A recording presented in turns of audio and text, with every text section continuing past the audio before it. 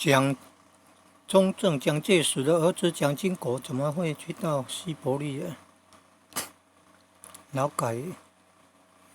因为这个可能以前的人比较崇拜那个俄国共产党，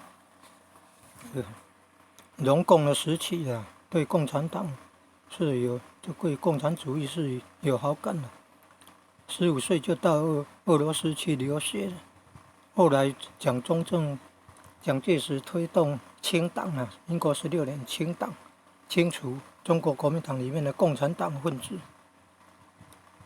结果俄罗斯那边也要赶走，要驱赶中国的那个留学生。你看，可能是这样的，蒋经国被送到西伯利亚劳改用了。说那个生活很苦呢，挖人家那个厨房排水沟啊，厨房排水沟出口那边呢流的东西啊，可能是那边天气很冷啊，东西还不会坏掉。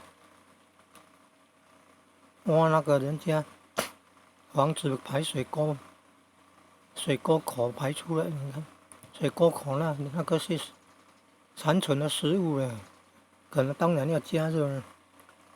你看那么苦啊！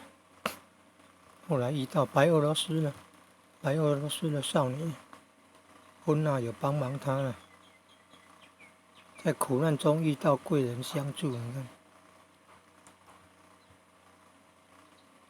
苦难中遇到贵人相助，很多都会变成夫妻的。